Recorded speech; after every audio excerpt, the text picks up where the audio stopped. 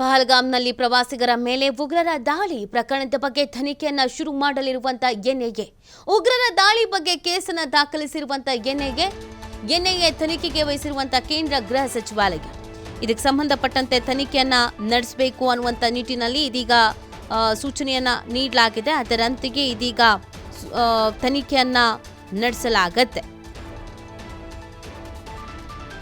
ನೋಡಿ, ಈಗಾಗಲೇ SIT ಕೂಡ ತನಿಖೆಯನ್ನ ಮಾಡ್ತಾ ಇರುವಂಥದ್ದು.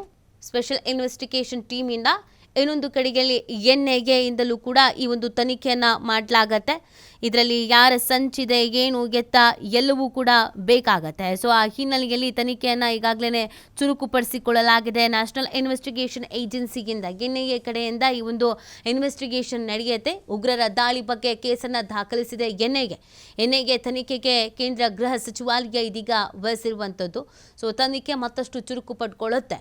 ಈ ಒಂದು ಅಟ್ಯಾಕ್ ನಡೀತಲ್ಲ, ಈ ಅಟ್ಯಾಕ್ನಲ್ಲಿ ಭಾಗಿಯಾಗಿದ್ದು ಯಾವ ಸಂಘಟನೆ, ಯಾಕಂದರೆ ಇಲ್ಲಿವರೆಗೂ ಒಪ್ಕೊಂಡವ್ರು ಈಗ ಯೂಟರ್ನ್ ಹೊಡೆದಿದ್ದಾರೆ, ಅಲ್ಲನ ಮೇಲಾಣೆ ನಾವು ಮಾಡಿಲ್ಲ ಅಂತ. ಬಟ್ ಅದಕ್ಕೆ ಸಾಕ್ಷಿಗಳು ಪುರಾವೆಗಳು ಸಿಗಬೇಕಾಗತ್ತೆ. ಹೇಗೆ ಪ್ಲ್ಯಾನ್ ಮಾಡಿಕೊಂಡ್ರು, ಎಲ್ಲೆಲ್ಲಿ ಇವ್ರು ಭಾಗಿಯಾಗಿದ್ರು ಇದೇ ಥರದ ಅಟ್ಯಾಕ್ಸ್ಗಳಲ್ಲಿ, ಇದೆಲ್ಲವೂ ಕೂಡ ಬೇಕಾಗತ್ತೆ. ಈಗ NIA ತನಿಖೆಯನ್ನು ಮಾಡಲಿದೆ. ಕೇಂದ್ರ ಗೃಹ ಸಚಿವಾಲಯ NIAಗೆ ಈ ತನಿಖೆಯನ್ನು ವಹಿಸಿದೆ.